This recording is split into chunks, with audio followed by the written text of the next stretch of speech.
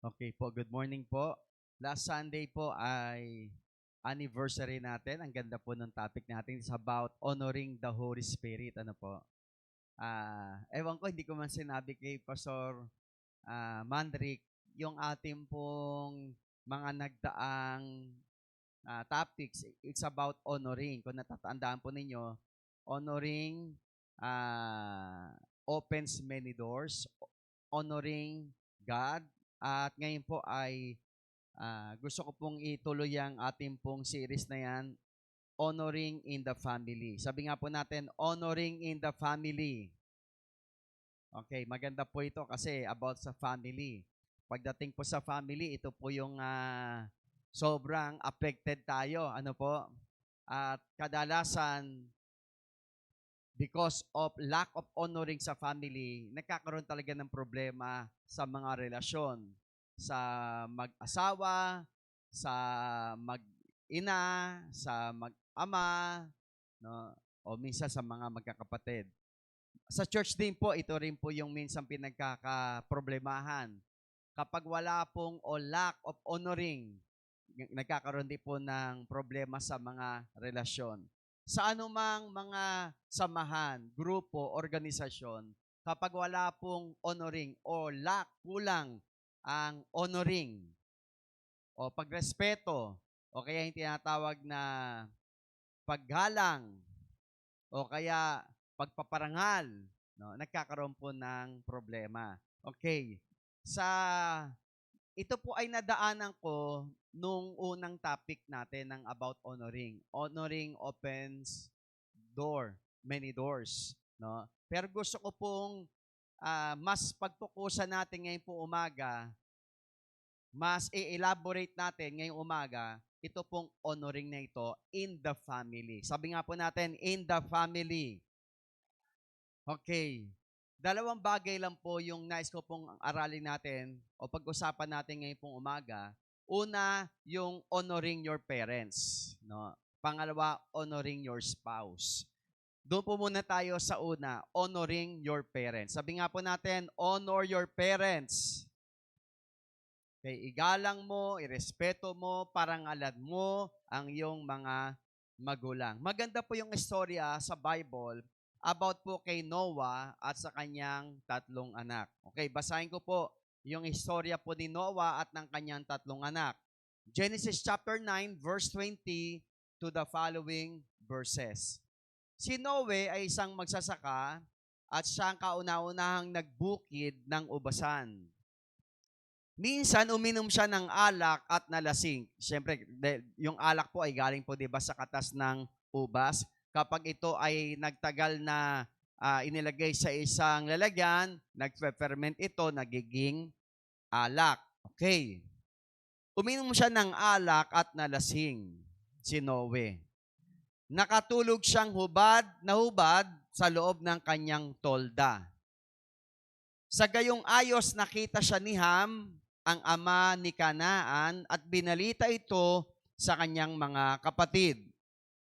Kaya't kumuha sina Shem at Japet ng balabal, iniladlad sa likuran nila at magkatuwang na lumakad ng patalikod patungo sa tolda. Tinakpan nila ang katawan ng kanilang ama. Ayaw nilang makita ang kahubaran ng kanilang ama. Si Noe po ay meron tatlong anak na lalaki na binanggit po rito. Ano pangalan ng mga anak niya na lalaki? Si Ham, si Shem, at si Japhet. Ulitin ko po, si Ham, hindi po to yung pinapalaman po Si Ham, si Shem, at si Japhet. Okay. Verse 24. Kasi agahan ngayon, baka may nagugutom, maisip niya, Ham eh. Okay? Verse 24, nang mawala na ang kalasingan ni Noe at malaman ang ginawa ng bunsong anak, ang bunsong anak ay si Ham. No? Sino po ang bunsong anak? Si Ham. Okay. Sinabi ni Noe sa kanyang anak, o ikaw, Kanaan. Sino yung Kanaan? Ito yung mga tawag doon sa descendants, sa mga lahi ni Ham. Yung mga sumunod niyang anak, mga apo, ang tawag sa kanila ay Kanaan. Pero ang pinakatatay nitong Kanaan na to ay si Ham. Okay. Sabi po ni Noe, ikaw, Kanaan, ngayoy susumpain. Sa mga kapatid mo, ikay paaalipin. Okay, pakinggan niyo po ito ha. Hindi lang si Ham ang naisumpa o sinumpa ni Noe. Buong descendants niya, buong lahi ay sinumpa ni Noe. Okay, ulitin ko po. Sabi po ni Noe sa kanyang anak na si Ham at sa buong descendants niya, sa mga naging anak at naging apo, ikaw, Kanaan, ngayon susumpain. Sa mga kapatid mo, ikay paaalipin. Sinabi rin niya, purihin si Yahweh, ang Diyos ni Shem. Itong si Kana ay maglilingkod kay Shem. Si Shem, yung kapatid po ni Ham, ha? Palawakin nawa ng Diyos ang lupain ni Japhet, yung isang kapatid pa ni Ham. Tatlo sila. Sa lahi ni Shem, sila'y mapipisan at paglilingkuran si Japhet nitong si Kanaan. Okay. Nakita niyo po yung nangyari sa magkakapatid? No? Si Ham, masakit yung sinapit ni Ham. Pangit yung sinapit ni Ham. Sinumpa siya ni Noe. No. At sinabi na ikaw maglilingkod ka sa mga kapatid mo. Ang iyong buong angkan maglilingkod sa mga kapatid mo, maghihirap ka. No. Okay. Mula sa passage po na ito, makikita natin na si Noe ay nagtanim ng mga ubasan at natutunan niya na yung katas ng ubas ay i-ferment at naging alak. Siguro, nabigla siya at naging alak. Basta ganun po yung pangyayari. No? At nung siya po ay meron na mga ganong mga alak, uminom siya. No? Natutunan niyang uminom nung katas ng ubas na yon na naging alak. At siya'y nalasing. Nung nalasing siya, nakatulog siya, pero hindi niya alam, siya ay hubot-hubad the time. No. Isang realization ko po rito na bakit nangyari yon kay Noe? Di ba kinakausap siya ng Diyos? Di ba malapit siya sa Diyos? Sabi ng Diyos, si Noe ay matuwid. Sa lahat ng tao na nabubuhay nung panahon na yon, si Noe ang siyang matuwid lang, wala nang iba. Nabasa niyo po yung istorya na yon? Wala nang ibang matuwid, siya lang. Nakikinig siya sa Diyos, kinakausap siya ng Diyos, at sumunod siya sa Diyos yung inutusan siyang gumawa ng barko. Di ba po? Lahat ng detalye ng paggawa ng barko, yung instruction ng Diyos, sinunod niya lahat. Hindi siya nagkulang. Kaya makikita natin na si Noe ay malapit sa Diyos, masunurin sa Diyos. Nananampalataya sa Diyos, may relasyon sa Diyos. No? Pero bakit dumating yung time na nagkaganito? No? Uminom siya, nakatulog, hubot-hubad, at parang nawala sa sarili. Okay, I realize na parents are imperfect. Parents are imperfect. Walang perpektong magulang. Si Noe, malapit sa Diyos. Matuwid, sabi ng Diyos, matuwid ang buhay. Pero dumating yung time na merong ganong pangyari sa buhay niya. Narasing siya. Parents are imperfect. Parents have flaws, faults, and blemishes. Wala talagang perfect na magulang. Kahit sabing siya ay malapit sa Diyos, siya ay sumusunod sa Diyos, may mga pagkukulang pa rin ang mga magulang. Hindi pa rin perfect ang mga magulang. Sa mga magulang na naririto, you need to admit it. Na hindi lahat ng oras tama ka. Na hindi lahat ng oras ay tamang ginagawa mo na hindi ka nagkakamali. Huwag mo iisipin, magulang ako masusunod, lagi akong tama, laging matuwid ang aking ginagawa, hindi mo pwedeng isipin yan at sabihin yan. Dapat meron din tayo realization na hindi talaga ako perfect eh. May mga pagkukulang ako. Pero hindi yon daan, hindi yon excuses para lagi kang gumawa ng mali. Gumawa ka ng masama. No, hindi nyo pwedeng gawing excuses yun eh. Tao lang eh. Minsan tayo ginagawa natin, di ba? Sinasabi natin, tao lang, nagkakasala, nagkakamali. Yes, tao lang. Pero hindi mo pwedeng laging gawing excuses yun na araw-araw sasabihin mo, tao lang, tao lang, tao lang. No. Ibig sabihin, nagkakamali ka, hindi ka perfect, pero tinutuwid mo ang buhay mo. Ina-avoid mo na magkamali talaga. Amen po ba? Amen po ba? Hindi yung lagi mong sinasadya na magkamali. Hindi yung laging ginagawa mo ang maling bagay. No? Okay, parents are imperfect. Pero, ito, para sa mga anak na naririto. Pero, ang Bible, sinasabi na kahit imperfect ang iyong magulang, may mga flaws, may mga pagkukulang, may mga pagkakamali, you should honor your parents. Tandaan niyo po ito mga anak. Kahit may mga pagkukulang, pagkakamali ang iyong mga magulang, you should honor them. Yan ang sinasabi po ng Bible. Honor your parents despite of their flaws.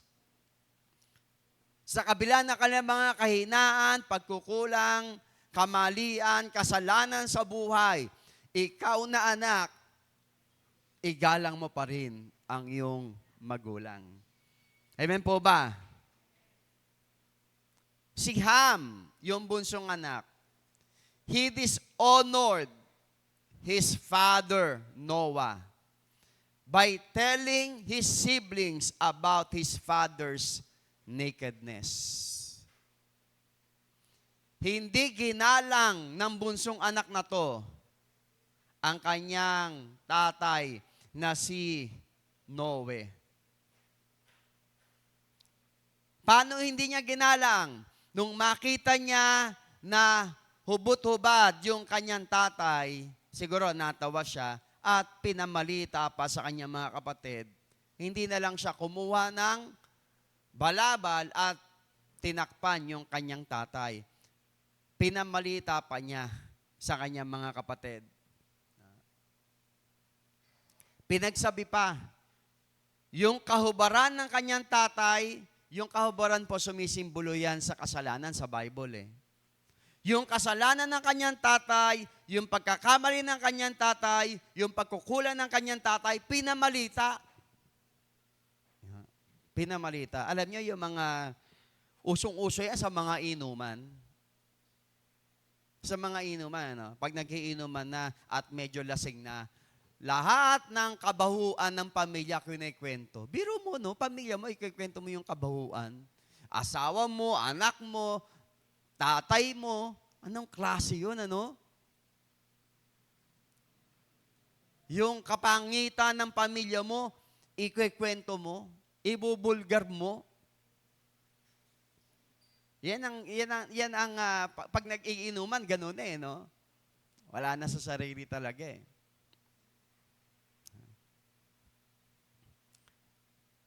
Dito, pinagmulan ng pagkakaproblema nitong pamilya, alak. Nasimulan ni Noah, nalasing siya.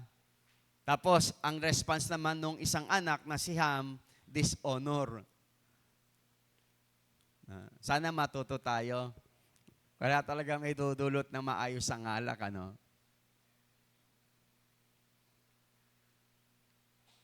Sabi mo sa iyong katabi, huwag ka nang iinom ng alak.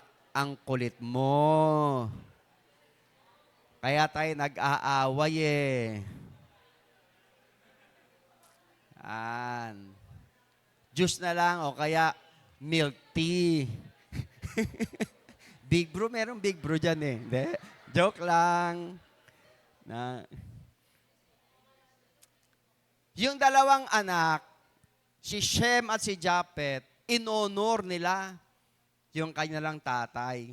Sa papanong paraan, nung malaman nila na yung tatay nila ay hubot-hubad na natutulog, kumuha sila ng ano ba yung kinuha nila? Balabalo, parang kumot, no? At tinakpan. Biro nyo hindi nila tinitignan yung kahubaran ng kanilang tatay, patalikod silang lumalapit, dala-dala yung parang kumot. Patalikod silang lumalapit. Nung malapit na sila sa tatay nila, tsaka nilagay yung hindi nila tinignan yung kahubaran yung kanilang ama. Hindi ka pala dapat mag-focus sa kahubaran ng ibang tao, sa kamalian ng ibang tao, sa kasalanan ng ibang tao. Pag nag-focus ka sa kahubaran, sa kamalian, sa kasalanan ng ibang tao, meron palang pwedeng maging pangit na resulta. Pwede mong pagtawanan, pwede mong pagchismisan, pwede mong laitin, pwede mong siraan, kasi doon ka nag-focus sa kamalian, sa kasalanan, sa pagkukulang ng ibang tao. Gayahin natin yung magkapatid na si Shem at Japhet. They honored their father, Noah. Dishonoring your parents bring curse. Ito yung makikita natin dito sa istorya na to. Nung dinishonor ni Ham yung kanyang magulang na si Noah, no, siya ay isinumpa.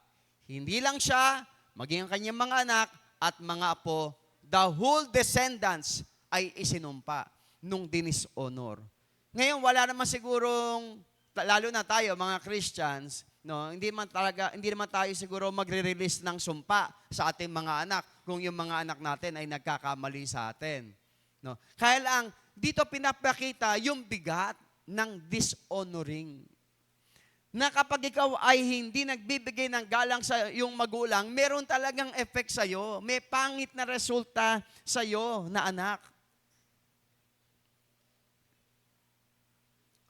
Amen po ba? And honoring your parents bring promotion. No?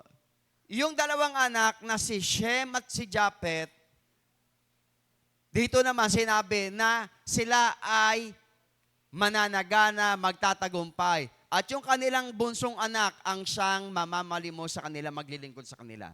Okay. Bakit to nirelease ni Noah doon sa kanyang dalawang anak na mas matanda?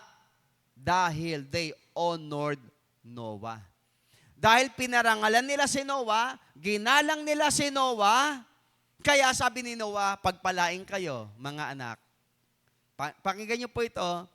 Dahil ginalang nung dalawang anak, pinarangalan nung dalawang anak si Noah, sabi ni Noah, mga anak, pagpalain kayo. Pero si Ham, na hindi gumalang, dinishonor niya ang kanyang tatay na si Noah, sabi ni Noah, sumpain ka. Gusto ko po maintindihan natin dito, meron talagang effect ang paggalang at hindi paggalang. Pag gumagalang ka, nagpaparangal ka sa magulang mo, pagpapalain ka. Pero kapag hindi mo ginagalang, hindi mo pinaparangalan ng magulang mo, sigurado hindi maganda magiging resulta sa iyo. Honoring your parents bring expansion of territories. Ito yung sinabi niya. No?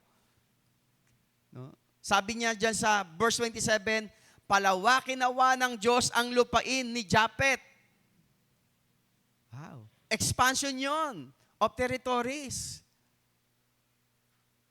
Ito yung naging pagpapala kay Japhet dahil pinarangalan niya, ginalang niya ang kanyang mga magulang, kaya ang blessing ni Noah sa kanya, expansion of territories. Sa Ephesians chapter 6, verse 2 to verse 3, igalang mo ang iyong ama at ina. Ito ang unang utos na may kalakip na pangakong ikaw ay giginhawa at hahaba ang iyong buhay sa lupa. Ganda, no? Nung pangako. Pag ginalang mo, magulang mo, ang kapalit, giginhawa ka. Hahaba ang iyong buhay sa lupa. Isa to sa susi.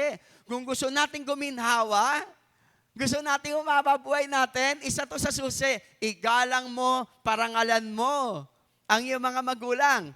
Amen po ba? No? Ngayon, kung ikaw yung anak na hindi gumagalang, mag-decide ka na ngayong araw na to, ngayong umaga. Starting today, starting this morning, I will honor my parents. My father, my mother, igagalang ko na sila. Pararangalan ko sila. Kung gusto mong guminhawa ang buhay, gusto mong humaba ang buhay, susi po ito na sinabi ng Diyos. Amen po ba? Honoring your parents brings satisfaction and long life. Gusto mo po ng satisfied life? Gusto mo ng long life? Honor your parents. Ikalang mo, parangalan mo ang iyong mga magulang. Paano ba yung pagpaparangal? Okay, ways to show your parents honor. Pakinggan niyo po ito, isa-isayin natin. Ito po ay ilan lang. Okay, number 1, obey them when you are young. Kapag ikaw ay nasa poder pa nila, no? Especially, no, bata ka pa, yung magulang mo, sundin mo. Way yan ng pag-honor sa iyong magulang. Amen po ba? Sumunod ka sa magulang mo kasi nasa poder ka niya eh. Wala ka pa naman sariling pamilya, single ka pa, sa kanya ka pa nakapisan. Mas mainam na laging sumunod sa iyong mga magulang. Pangalawa, care for them when they are old. Kapag matanda na sila, no, ugod-ugod na, hindi na nakakapagtrabaho, senior citizen na, it's time for you na ikaw naman na mag-alaga sa iyong mga magulang. Amen po ba? Part yan ng honoring sa magulang. Amen po. Sa mga anak na naririto, huwag tayong selfish na anong simula na nagkapamilya ka na, kaya nalimutan mo na magulang mo. Huwag ganon. Amen po ba? Kaya nga mainam, nagsisikap talaga tayo sa buhay eh. Bakit? Kapag ikaw ay masikap sa buhay at sumagana ka, nagtagumpay ka sa buhay, matutulungan mo ang magulang mo. E paano kung pareho kayo naghihirap? Eh hindi mo matutulungan yung magulang mo. Paano kung hindi ka nagsusumikap? Meron ka na sariling pamilya, halimbawa, hindi ka nagsusumikap, hindi ka nagiging masipag, hindi ka nagiging tapat sa Diyos, sa trabaho mo, ay hindi ka ngayon pagpapalain, hindi ka ngayon sasagana. Paano mo ngayon matutulungan ang magulang mo sa panahon na matanda na sila? Hindi ba po? Amen po ba? Okay. Pangatlo, forgive them. Katulad ng sinabi ko po kanina, parents are imperfect. Walang perpektong magulang. Nagkakamali, nagkukulang, at bilang bahagi ng iyong paggalang sa kanila, patatawarin mo sila kapag sila nagkakamali o nagkukulang sa iyo. Amen po ba?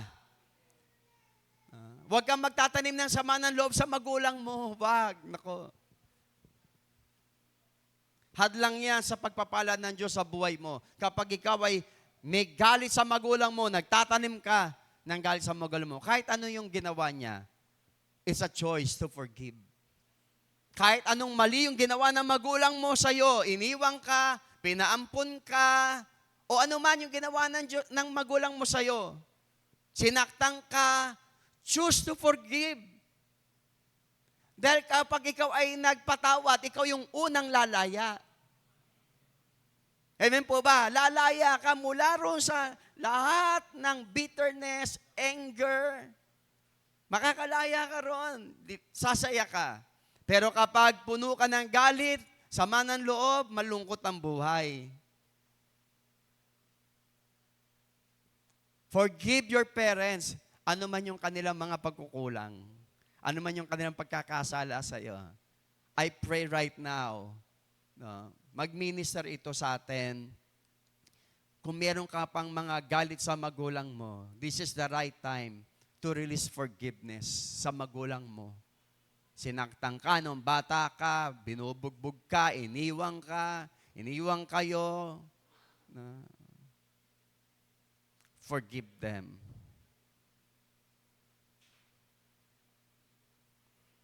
Amen. Pang-apat, speak well of them. Speak well of them.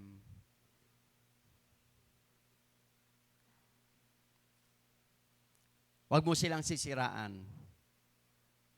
Huwag mo silang ibebenta. Huwag mo silang pagchichismisan.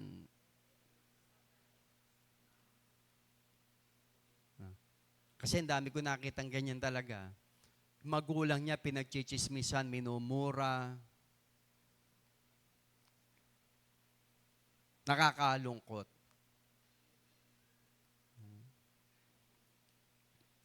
Esteem them publicly and privately. Pahalagahan mo sila. Sa loob ng bahay, sa labas ng bahay.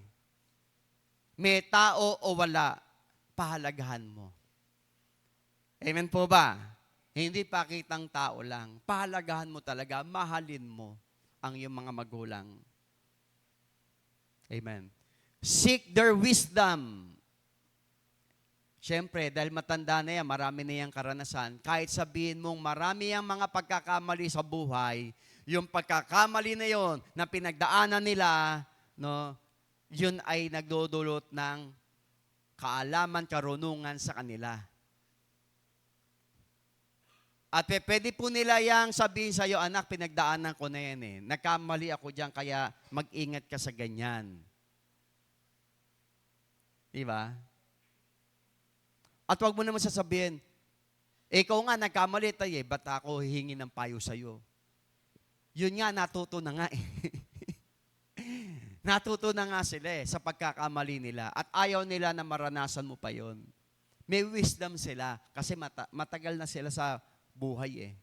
Marami na silang karanasan. Kaya masarap makinig sa mga matatagal na, yung mga matatanda na, adult na, senior, masarap makinig eh. Kasi marami na yung mga kaalaman, wisdom na napulot. Lalo na yung mga matitinding karanasan sa buhay, ang daming wisdom niyan. Seek their wisdom. And lastly, support them. Support them. Suportahan natin. Yan ay mga pamamaraan ng honor, paggalang, pagpaparangal. Ako po ang pangarap ko, ako yung tutulong talaga sa aking magulang. Hindi ako yung tutulungan. Ako gusto ko po yung mas gusto ko yung ako tumutulong kaysa ako yung tinutulungan eh. Yes, pag ikaw ay tinutulungan, bless ka. Mapalad ka. Pero pag ikaw ang tumutulong, mas mapalad ka. Yan ang sabi ng Bible. It is more blessed to give than to receive. Pag ikaw ang tumutulong, mas mapalad ka. Amen po ba? Amen. Kaya tayo tumulong talaga sa mga magulang natin. Amen. Pwede bang palakpakan natin si Lord malakas sa palakpak sa Panginoon? Okay. Honor your parents. Pangalawa at panghuli. Honor your spouse. Honor your spouse. Igalang mo ang iyong asawa, parangalan mo ang iyong asawa, respetuhin mo ang iyong asawa. Doon muna tayo sa honoring your spouse. No, diyan muna tayo. 1 Peter chapter 3 verse 7, kayo namang mga lalaki, unawain ninyo at pakitunguhang mabuti ang inyong asawa. Yung pakitunguhang mabuti, sa English yan, honor. Honor your wife. Sa English po. Sapagkat sila'y mas mahina. Okay, mga lalaki, ito yung sabi po ng Bible. No? Talagang mas mahina ang asawang babae kaysa sa atin. Hindi lang siguro sa physical. even sa emotional. Di ba? Ang babae, very emotional. Ang lalaki, parang antibay eh. Di ba? Mas matibay talaga ang lalaki kaysa sa babae eh. Yun ang pagkakadesign ng Diyos sa lalaki at sa babae eh. Mas malakas ang lalaki physically and emotionally. No? Kaya sabi ng Bible na mas mahina yung mga babae, yung asawa mo, pagpasensyahan mo. Igalang mo, pakitunguang mabuti, honor them. At tulad ninyo'y may karapatan din sila sa buhay na walang hanggan na kaloob ng Diyos. Gawin ninyo ito nang sa gayon ay walang magiging sagabal sa inyong mga panalangin. I realize dishonoring your spouse hinders prayer. Sabi po rito, kapag ikaw hindi mo pinaparangalan, nirerespeto ang iyong asawa, babae man yan o lalaki, hadlang daw yan sa pananalangin. Hadlang sa panalangin. Baka, tingnan natin yung sarili natin. Tayo may mga prayer request po tayo, nagpe-pray po tayo, no? Hindi kaya hindi masagot yung panalangin natin dahil merong dishonoring sa mag-asawa. Kasi sabi po yan dishonoring your spouse hinders prayer. Baka mamaya kaya merong mga prayer na hindi natutugon dahil merong nangyayari sa mag-asawa na disrespect or dishonoring. Baka merong kawalan ng paggalang sa mag-asawa. No? Kaya merong hadlang sa panalangin. Amen po. Utos po yan na i-honor mo ang iyong asawa. Ang iyong asawang babae, yung binabanggit dito sa verse na to. No? Honor your wife. Amen po ba? Mga lalaki, honor your wife. Respeto mga asawang babae dahil mas mahina sila. Kaya hindi mo kailangan saktan mahina na nga Sasaktan pa, susuntukin pa, tatadyakan pa.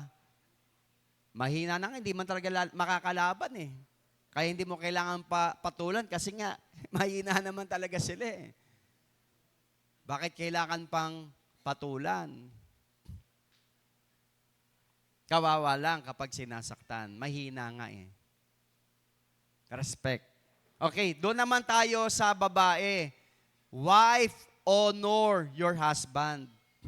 Pareho na sinabi ng Bible na i-honor mo ang asawa mong lalaki at i-honor mo ang asawa mong babae. Ephesians chapter 5 verse 33.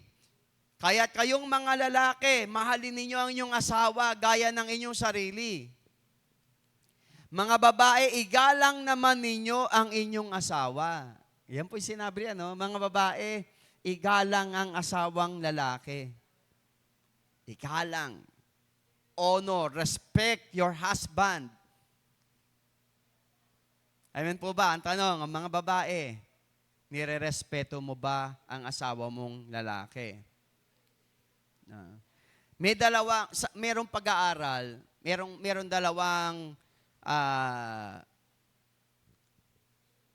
parang problema sa lalaki at sa babae. Ang lalaki daw po, ang nature niyan ay i-conquer ang babae. I-conquer. Nature. According po sa studies, ang lalaki, ang gusto niya, i-conquer niya ang kanyang asawang babae. Ang babae naman, ang gusto niya, kontrolin niya ang kanyang asawang lalaki.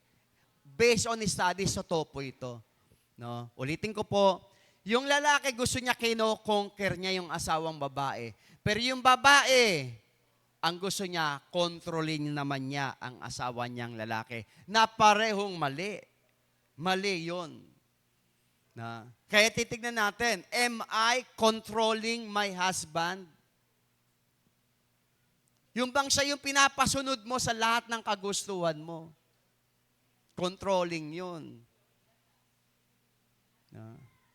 Dapat ang mga lalaki ang masusunod. Pag sinabi ng lalaki, ako maglalaba. Di ba? Joke lang Joke lang. Tandaan po natin yung mga babae, huwag natin kokontrolin yung mga asawa natin lalaki. Yung sasabihin pa, psst, upo. Yung babae pa ng lalaki, mata. Psst. Diba? Ano yun? Disrespecting yun. Dishonoring yun. Sa totoo lang. Dishonoring yun sa asawang lalaki. Respect your husband. No? Respect your husband. Do not control your husband. Honor them. Respect them. Sa loob at labas ng bahay. Respect them. No? Paano kung nakikipag-inuman sa labas at ayaw umuwi? Ano gagawin mo? Susugurin mo at doon ka magtatalak sa inuman? No, hindi pa. Hayaan niyo umuwi. Hayaan niyo umuwi na gumagapang. Totoo talaga. Ganun talaga eh. Hindi ka makipag-away sa inuman. Hindi po. Kasi wala rin naman magandang idudulot yung makipag-away ka doon eh. Natalakan mo siya doon sa kainuman niya. Hindi. Hintayin mo na lang matapos yung inuman na makauwi siya. Ngayon kung alam mong gumagapang siya, alalayan mo na lang. Di ba? Pagdating sa bahay at pag yung wala na yung kalasingan, matino na, tsaka mag-usap ng maayos. Kasi kapag yung lasing, tsaka mo kinakausap, wala nga sa katinuan eh. Hindi nga niya alam yung sarili niya eh. Kapag lasing eh. No, hindi na niya control ang kanyang sarili eh. Kaya hintayin mong mawala talaga yung espiritu ng demonyo. Totoo, may espiritu talaga ang alak. Totoo po yun. Sinabi ng Bible talaga yan, may espiritu talaga ng demonyo. No? Nakita niyo po yung bilog. Ang tawag doon, jinn. Mayroong picture doon eh, di ba? Anghel, tsaka yung demonyo. Di ba po? Tama po ba yon? Okay, nakalimutan ko na eh. Alam na alam ni Pabs, pambihira ka, Pabs. Kahapon may hawak ka, no? Di ba? Ganyan, yung demonyo nasa ilalim, abang nakatayo, na-realize yung mga lalaki, na-realize po ba yon? Yung demonyo nakahiga, yung anghel nakatayo, pag nakaganyan yung bote, pero pag tinaob mo na, sinasalin mo na ba, yung demonyo nasa ibabaw, yung anghel natatalo na, hira. Grabe, no? Talagang habang sinasalin mo, may lumalabas na bad spirit eh. No? Tapos pag inumin mo, papasok yung bad spirit sa'yo. Ibang klase, no? Kaya nga, pag nalasing ka na, hindi mo na alam eh. Nakapang-re-rape, nakapang-nanakit, nakamamatay. Tapos pag wala na yung espiritu ng alak, espiritu ng demonyo, hindi niya alam na nakapang-rape siya, nakapanaksak, nakapanakit. Hindi niya alam. Magsisisi na lang bandang uli. Nasa kulungan na. Diba? Honoring your spouse strengthens relationship. Gusto mo pong mapalakas, mapatibay yung relasyon mo sa iyong asawa? Honor. Yun ang isang susi. Honor your spouse. Irespeto mo, igalang mo, parangalan mo ang iyong asawa. Kung gusto mong gumanda, tumatag yung relasyon ninyo. Okay. Amen po ba? Okay. Dito tayo, papasok. Ito, gusto ko po ito eh. Ways to show honor to your wife. Okay. Para naman sa mga lalaki, paano ba i-honor ang asawang babae? Okay. Number 1, encourage her gifts. Encourage her gifts. Ang mga babae po, may mga talento yan. May mga kakayanan yan. Yung iba, hindi pa nadidiscover, nasa kanya lang. Nasa loob lang niya, hindi pa nadidiscover. No? Ngayon, ikaw na asawang lalaki, palabasin mo yung kanyang potensyal at encourage mo na gamitin niya, magamit niya yung kanyang kakayanan, yung kanyang gift, yung kanyang potensyal. Amen po ba? No? Okay, mga asawang lalaki. No? Ano ang nakikita mong potensyal sa asawa mo? Ano nakikita mong kakayanan niya? Talento, gift na binigay ng Diyos sa kanya. Encourage mo siya na gawin yun o gamitin yun. Encourage mo siya na i-discover yung kakayanan niya na galing sa Diyos. Yung iba sinasabi, wala akong kakayanan. No! Lahat po ng tao merong gift, may talent na binigay ang Diyos. No? Encourage mo na gamitin niya yon. Halimbawa, yung asawang babae, talagang ang gift ay magdadakdak. Ang gift niya talagang magdadakdak. Ba? Maganda yan, online selling. Di ba? Encourage mo mag-online selling, malamang maging milyonaryo ka. No? Kasi mahusay pala magdadakdak eh. Mahusay magsasalita eh. Online selling ang para sa'yo. Okay, may tip na ha. Pag kayo naging milyonaryo ha. Encourage mo po yung gift niya. Ano yung talent niya? I-push mo. Suportahan mo. Amen po ba? No. Sabi mo po, yung mga lalaki dito, sabi mo po, sabi mo sa yung asawa na katabi, sabi mo sa kanya, susuportahan kita. Yan. Respect her opinion. Respect her opinion. Hayaan nyo na kapag siya'y nagsasalita, may mga opinion siya sa mga bagay-bagay, pakinggan mo lang, respeto mo. No? Meron ka mapupulot dyan kahit papano.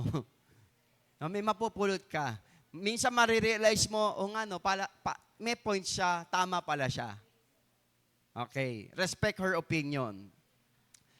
Pangatlo, share your heart with her and ask her about hers.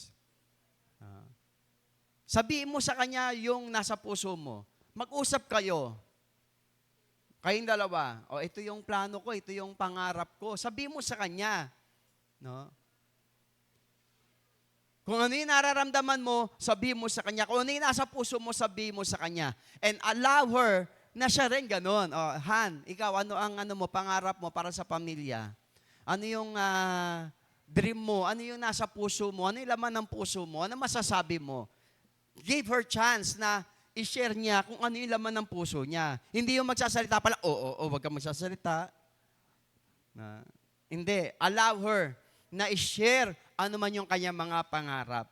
Amen po. Another, speak kindly to her. Yung pagsasalita, syempre dapat maingat sa ating mga asawa. Speak kindly to her. Wag na wag mong mumurahin, sisigawan. Wag mo pong mumurahin.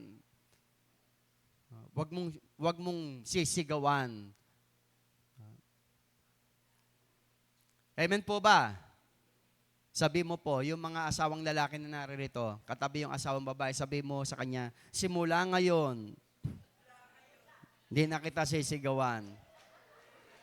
Yan ha. Promise promise. O, mga babae, pag sinigawan kayo, paki-report. Okay. Don't discuss her weaknesses with others. Ito yung katulad na sinabi ko po kanina, sa mga inuman kwentuhan yung asawa Alam mo yung asawa ko, talagang bungangera yan Yung asawa ko, talagang ganito yan No. Don't discuss her weaknesses with others. Walang perfect na asawa. Walang perfect na asawa. Wala rin perfect na magulang, walang perfect na asawa. Lahat mayroong mga weaknesses, may mga kahinaan, at hindi mo kailangan ipangalandakan yung kahinaan ng asawa mo sa ibang mga tao. Actually, dapat nga, kino-cover up mo yung kahinaan niya. Hindi mo, kumbaga, tinutulungan mo na ma-overcome niya yung mga weaknesses niya. Hindi mo kailangang imarites. Amen po ba? Speak highly of her in front of and to your children.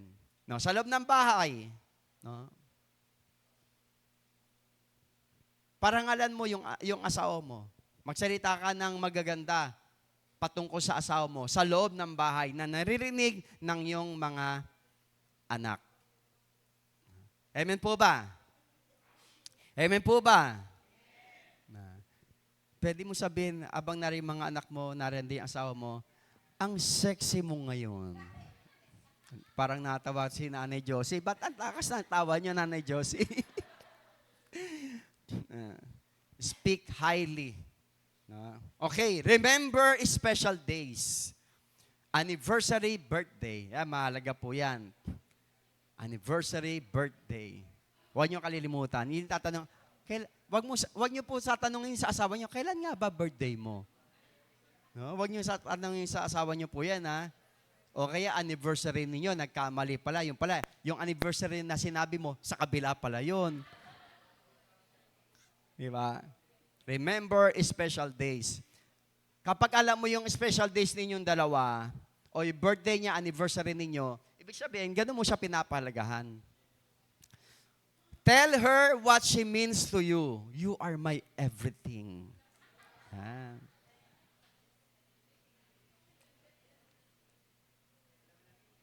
Ano yung madalas mong masasabihin sa asawa mo? Ano yung madalas mo sinasabi sa asawa mo? Bakit kasi ikaw pa napangasawa ko eh? Diba?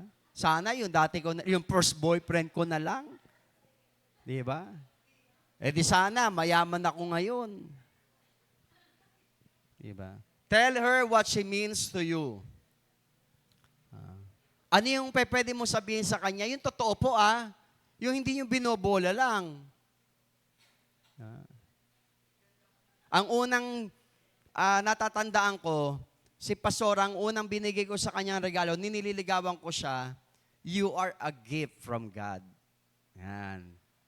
Meron pong, nakalimutan ko lang yung regalo, pero nakasulat doon sa regalo na yon, you are a gift from God. Sino ang asawa mo sa'yo? No. Yan. Sino ang asawa mo sa'yo? Mga lalaki, sino ang asawa mo sa'yo? Siya ba ang keso ng buhay mo? At ikaw ang tinapay? Ikaw, lechon daw. Hindi sarsa, lechon. Okay, assignment sa mga asawang lalaki Kung katabi niyo po yung asawa niyong babae, mag-isip po kayo, yung totoo sa puso ninyo, sabihin niyo po sa kanya ngayon kung sino siya sa buhay ninyo. Ikaw ang angel Locsin ko. Ganon ba? Mga ganon? Ikaw ang angel Locsin ko. Kaya lang si Angel Locsin medyo tumaba na ngayon eh.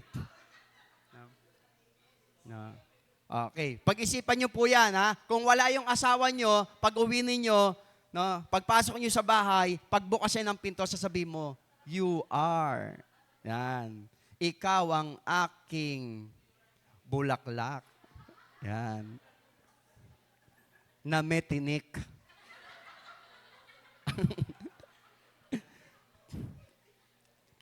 Okay. Do not compare her to other women. Yan. Ito po sa mga asawang lalaki. Wag niyo pong ikikwento yung past ninyo sa inyong asawang babae. Yung dati niyo pong mga girlfriend, wag niyo pong ikikwento. Hindi na po dapat binabalikan ang ex. Kaya nga ex eh.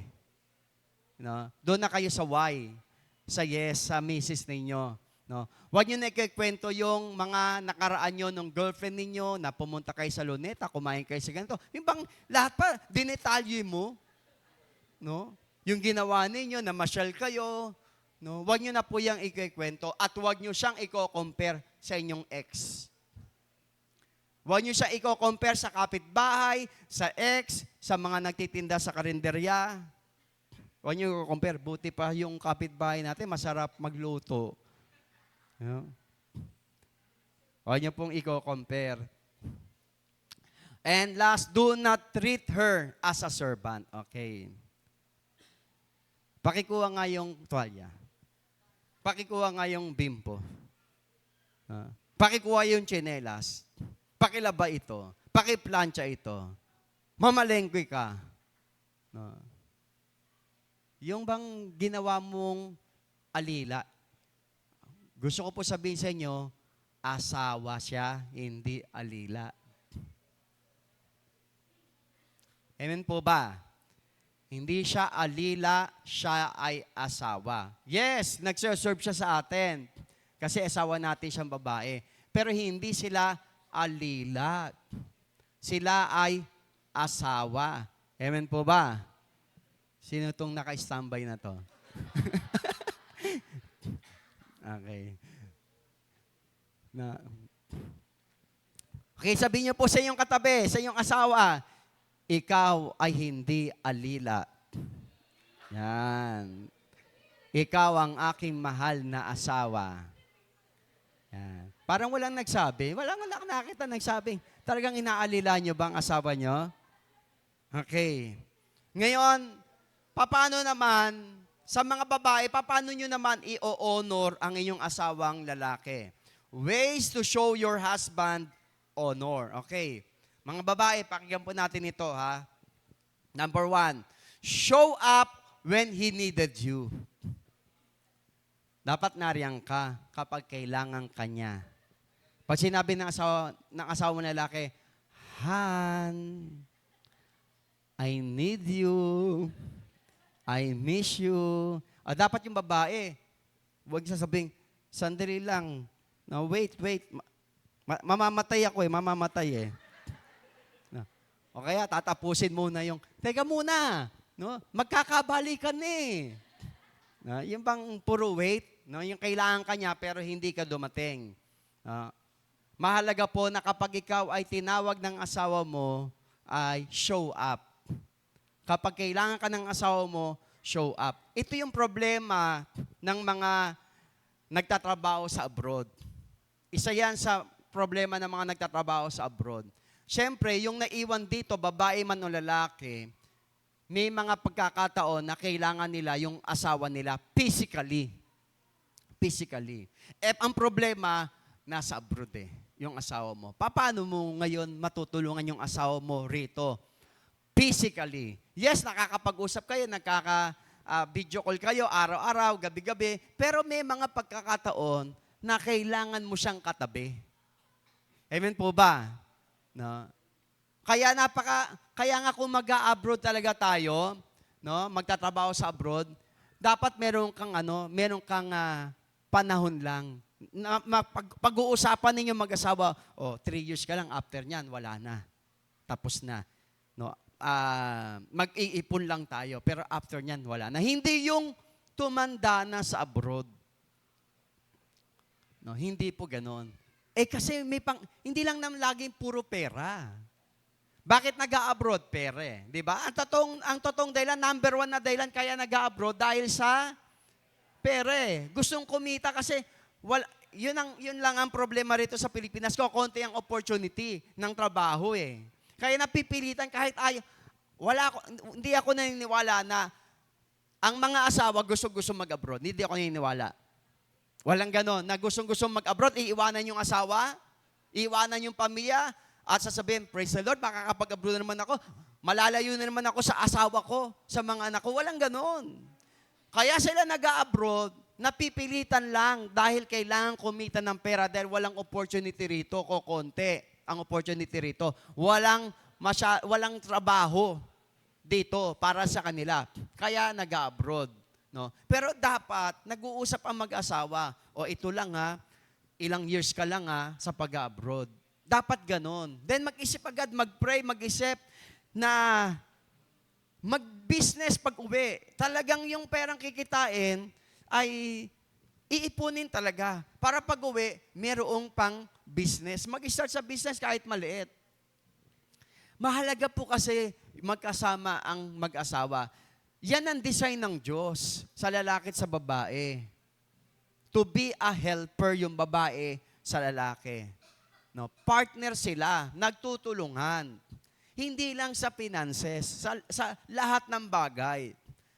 Kailangan ng babae ang lalaki ang babae. Mahalaga na magkasama sila. Yun ang ideal. Ngayon, kung alimbawa ako, seaman ako, pag seaman ka, talaga ang trabaho mo, lalayo ka talaga for a time. No? Malalayo ka ng 10 months, 6 months, 1 year, 2 years.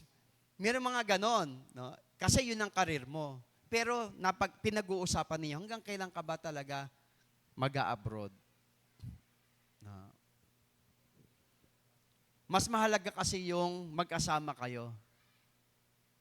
Amen po. Show up when He needed you. Another, be your best for Him. Okay, yung mga asawang babae, be your best for your husband. Pagkasama nyo siya, be your best. Pag magde-date kayo, be your best. Be your best. Kapag kasama mo asawa mo, ibigay mo yung best mo. Magde-date kayo, minsan kasi, tingnan ninyo, no? Nung nagliligawan pa, di ba? Lahat ng best binibigay eh. Pag magde-date, talaga yung pamasko, ang sinusuot. Di ba? Sinusuot, pamasko eh. Tapos talagang naliligo ng pabango kasi magde-date eh. Naliligo talaga ng pabango. Talagang yung pinakamagandang postura niya, ang inaayos niya sa kanyang sarili. No? Yung mukha niya talagang tinatapalan ng mga kung ano-ano eh. Kasi gusto niya best. No? Pag umarap siya sa kanyang boyfriend, sa kanyang girlfriend, gusto niya yung best. No? Dapat kahit mag-asawa na, the best ka pa rin sa asawa mo. Best ka pa rin. Hindi yung nung nag-asawa na, nakalimutan ng maligo. Di ba? Nakalimutan ng maligo. Yung bang pag-uwi ng asawang lalaki galing sa trabaho, sasalubong yung maasim na asawa. Alam mo naman, pauwi na, 6:00 na eh. Hindi dapat umayos ka na. Di ba? Di ba? Hinahanap ka ng asawa mo, honey, narito na ako. Asan ka na? Di ba? Be your best kapag kasama mo ang asawa mo. Kung hindi ka sanay magluto, mag-aral ka magluto. Para yung maipapakain mo sa kanya ay masarap na pagkain. Amen po ba? No. Taas ang kamay ng mga hindi marunong magluto. Mag-aral. Napag-aaralan naman yan eh. Kasi gusto mong ibigay sa asawa mo yung the best eh. Amen po ba? Pag hindi ka sanay magluto, humanap ka ng asawang hindi sanay kumain. Ibigay natin yung best. Kung nagtatrabaho ang asawa mo, pagdating sana ng asawa mo, malinis ang bahay, ibang maayos, may pagkain, nariyan. No? Pinagsaserban mo siya kasi asawa mo, mahal mo eh. Diba? Pag mahal mo, sinaserban mo eh. Amen po ba? Nung una, ganun, nung mga unang taon. Pero pag yung tumagal na, no? Sinasabi mo sa asawa mo, nariyan sa rep, initin mo na lang. Di ba? Malaki ka na. Di ba yung sinasabi pa sa asawa? Alam naman ng asawa niya na malaki na siya. Sinasabi pa, no? Sanay ka naman mag-init. Hainan mo na yung sarili mo. Pero nung una, hindi naman ganun eh. Ba't kaya? Nawala na yung pagsaserve. No? Nawala na. Okay. Enjoy your time with Him. Yan, enjoy your time. Yung mga asawang babae, no? Enjoy your time with your husband. Saan na-enjoy yung asawa ninyo? Saan siya nag-enjoy? Sa panonood ba ng TV? Sa pamamasyal? No? Saan siya nag-enjoy? Pwede nyo siyang samahan sa panonood ng TV, pwede nyo siyang samahan sa pamamasyal. No? Enjoy your time with Him. Okay. Huwag masyado sa gadget. Huwag masyado sa gadget. Mas mainam sa asawa mag-spend ng more time, hindi sa gadget. Hindi sa mga hobbies, kundi sa asawa. No? Minsan, mas na-enjoy pa tayo sa sarili natin mga hobbies eh. No? Mas na-enjoy pa sa panonood ng TV, sa panonood sa Facebook. Nariyan na yung asawa, dumating na yung asawa, pero wala pa rin tinag sa TV, wala pa rin tinag sa cellphone. Pero nyo, dapat hindi ganon. Enjoy your time with your husband. Listen when he speaks. Pag nagsasalita yung asawa ninyo, makinig, tumingin. No? Hindi yung nakatatlong salita na hindi mo pa alam bakit. Busy ka sa panonood, busy ka sa cellphone. Kapag nagsasalita, listen to your husband. Serve his favorites. Yan. Serve his favorites. Kaya nga, dapat talaga sanay talagang magluto, mag-aral. Ang dami naman sa YouTube eh. No? Yung mga hindi sanay magluto, manood kayo sa YouTube kung paano ay matututo kayo. Sa loob ng isang araw, marami kayong matutunan kung ano yung mga masasarap na luto. Provided na lahat. Ano paborito ng iyong asawa? Okay. Ano paborito ng iyong asawa? Lynn, ano paborito ni Romel?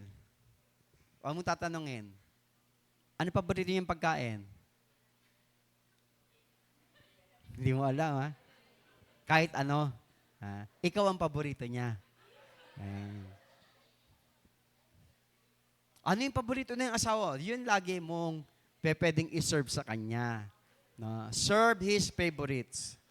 Ngayon, kung ikaw ang paborito niya, i-serve mo yung sarili mo. Okay, build him up. Yan, build him up. Okay? Yung asawa mong lalaki, no, i-build up mo. Encourage mo, no? Suportahan mo, tulungan mo na magtagumpay. Meron siyang halimbawa, yung asawa mong lalaki, merong career, may business, isuportahan mo siya ron. Na build him up. Huwag mo siyang sisiraan. Huwag mo sisiraan yung asawa mo. Build him up. Speak well of him to others. Na respect his authority. Yan. Sa Bible po, ang design ng Diyos, talaga po ang lalaki ang siyang edge sa babae. No? Ang lalaki po ang may authority sa family. No? Pero hindi porket may authority ang lalaki, ay kokontrolin niya o kaya aalipinin niya yung mga kasama niya sa bahay. No? No? Yung authority for a purpose yun. No? Yung authority for good ng family. Ang babae, dapat nire-respect yung authority ng lalaki. Thank him when he did something good. Kapag nakagawa may ginawang maganda yung asawa mo, thank him. Sino rito yung very thankful? Yung ano siya, madalas siyang magsalita ng thank you. Sino rito yung ugali niya mag-thank you? Yung pag merong ginawa, thank you, Han, thank you. Gano'n. Alam niyo, maganda palang ugali yan, yung thank you. No? Hindi yung may ginawa sa yung asawa mo, no, binigyan ka ng pera, ito lang, 50,000 lang sa isang linggo. Yung bang mayroon ng magandang ginawa, nagreklamo pa. Diba? Watson na naman. Thank him when he did something good. Let him know you desire him. Yan. Let him know you desire him. Sa mga babae, pwede niyo sabihin sa asawa ninyo, no, I want you, I need you, I love you. Na, mamaya, okay, let him know you desire him. At huli, panghuli, at mahalaga to, do not nag. Yan. Don't nag. Ano ba ibig sabihin ng nag? Nagger. Ano ba yung pagiging nagger? Total, wala naman ng asawa si Ate Rona. Ano ang ibig sabihin ng nag?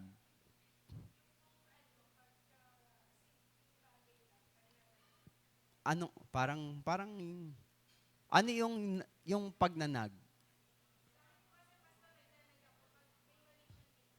Yung nagbubunganga. Yung nagbubunganga, ano? Yun yung pagnanag eh. No? Pagbunganga. Taas ang kamay ng mga mabunganga. Yung totoo. Parang wala nagtaas ng kamay, Pero pagdating sa bahay, ninanag yung asawa, no? Binubungangaan, inaaway, no, mabunganga. Alam nyo, pangit talaga kasi yun eh. Yung mabunganga. Nakakawala ng gana kapag yung asawang babae, bungangera. No? No? Ang aga-aga, yung bunganga, abot sa buong kapuluan. No? Nakasigaw na nakasigaw. Laging galit sa mga anak, sa asawa. No? Do not nag. Sabi mo po sa yung katabi dyan na asawang babae, sabi mo sa kanya, yung mga asawang lalaki na naririto, do not nag. Yan. Okay. Amen po. Bawasan natin yung pagbubunganga. Bawasan yung pagbunganga. Ngayon, kung meron kang gusto sabihin, ay mag-usap. Huwag na talaga magbungangaan. Talagang masakit talaga sa tenga. No, masakit sa tenga. Amen. Sasabihin na lang ng anak nyo, no, stop it. Stop it. Nag-aaway na naman kayo kasi kami, narinig namin yan sa mga anak namin eh. No? Nag-aaway na naman kayo, lalo na kay Honey. Si Honey, yung panganay, sinasabi sa amin, nag-aaway na naman kayo. No? Kasi minsan napapalakas yung boses. Hindi man nag-aaway, pero dahil malakas ang boses, no, yun, hindi maganda resulta. No? Amen. Do not nag. Alam nyo yung tone ng voice, mahalaga rin pala yan. Na, mahalaga. Yung bababaan yung tono at yung lakas. Tone down talaga. Na, hindi lagi malakas ang boses. Ngayon, kung meron tayong depresya sa tenga, punta tayo sa EENT. Papatak tayo nung palinis natin yung tenga natin. No? Kung yun ang depresya sa atin, na hindi natin naririnig. Amen po. Sige, tumayo po tayo. Honor your parents. Honor your spouse.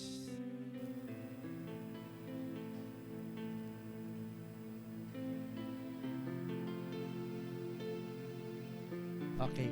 Pwede po ba sa oras na ito, lapitan natin yung mga anak na naririto? Pwede po bang lapitan ninyo yung nanay mo o tatay mo? Kung merong yung anak na naririto, lapitan mo po yung nanay mo, tatay mo. Sige po, sa oras na ito, lapitan niyo po. At sabihin niyo po sa kanya, Nay o tatay, sorry. Yan. Sige po, lapitan ninyo po. Sabihin niyo po sa kanya, Nay o tay, sorry. Kung minsan hindi ko kayo na-honor, nadi-disrespect ko kayo, yan, hindi ko kayo naigagalang, yan, mag-sorry tayo sa ating nanay, sa ating tatay, sa ating mga magulang. Kung narito po yung magulang ninyo, lapitan niyo po. Sige po, wag po kayo mahiya.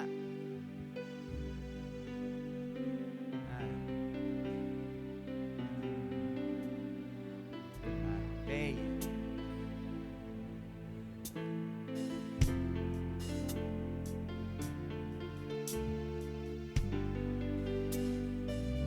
Walang perfect na magulang. Wala. All parents are imperfect. Kahit sila imperfect, maraming weakness, maraming pagkukulang, maraming pagkakamali, honor them. Honor them.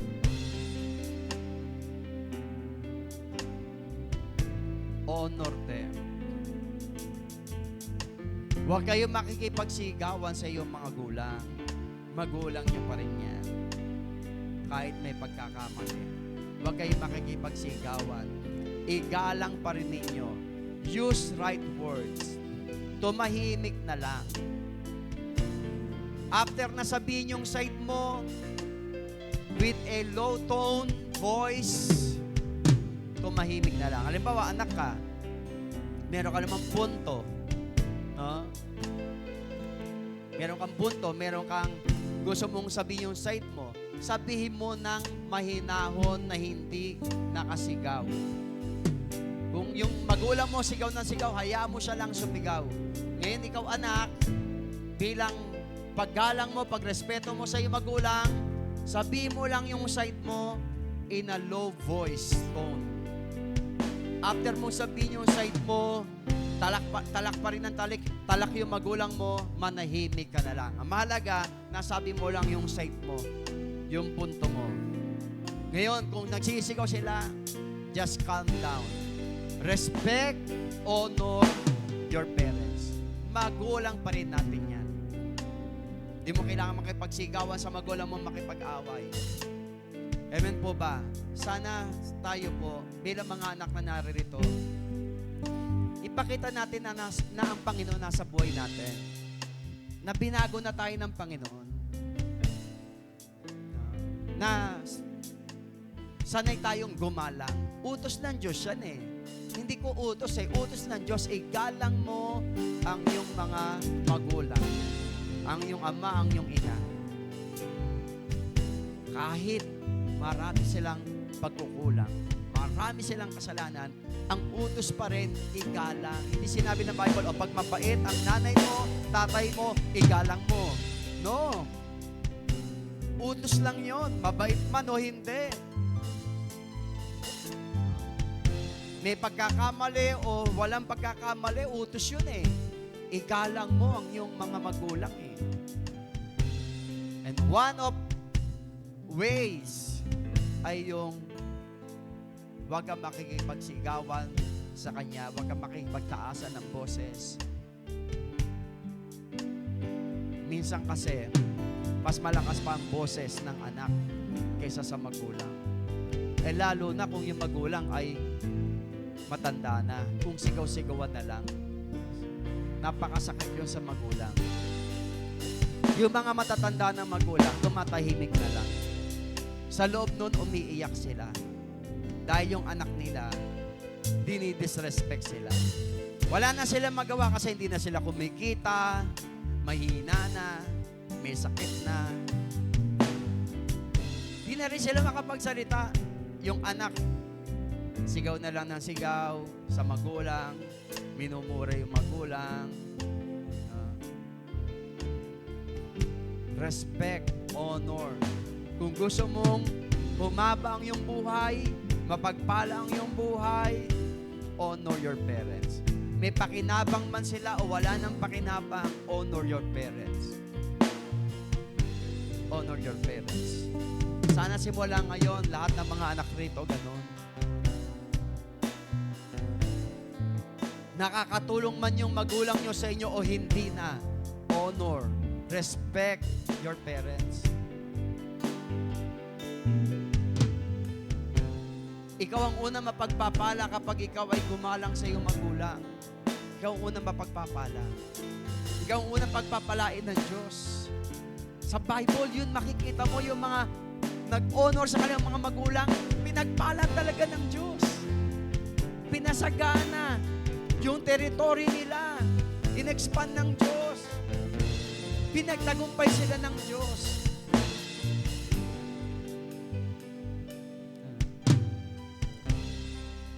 Okay, kung narito yung asawa po ninyo, pwede nyo po bang lapitan nyo naman yung asawa ninyo? Yan.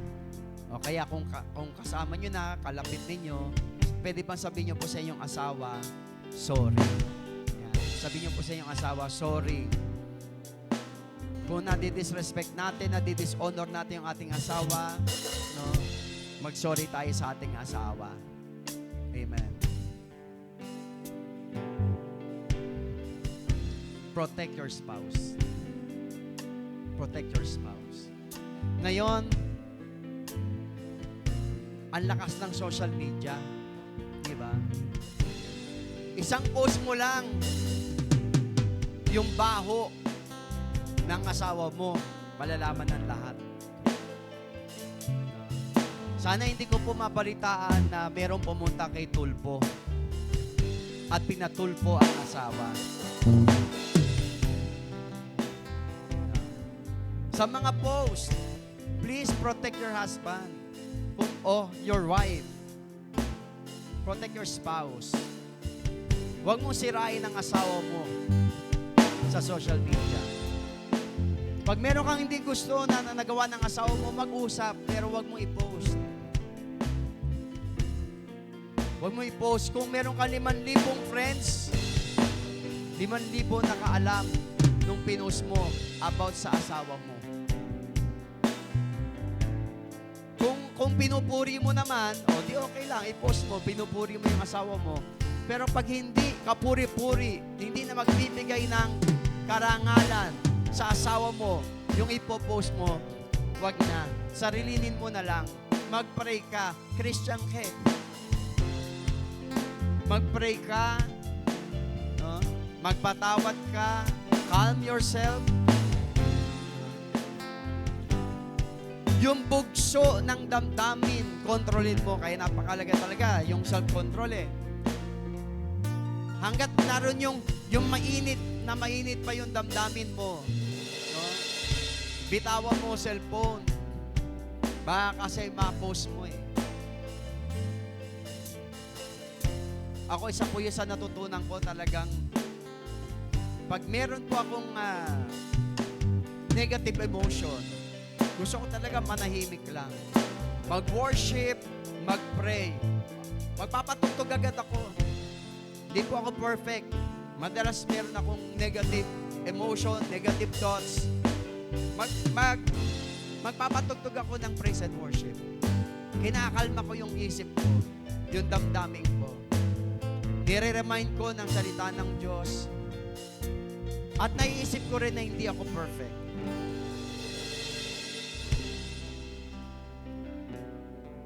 Amen. Build a strong family, happy family. Diba? Yun naman talaga pangarap natin Bata pa lang tayo Sinasabi natin, gusto ko masayang pamilya. Ano ba yung mga ginagawa natin? Nakapagpapasaya ba ng pamilya yan o nakasisira ng pamilya? Diba? Minsan kasi tayo rin sumisira sa sarili nating pamilya sa mga mali nating ginagawa. Ngayon, na nagiging biktima mga bata. Di ba?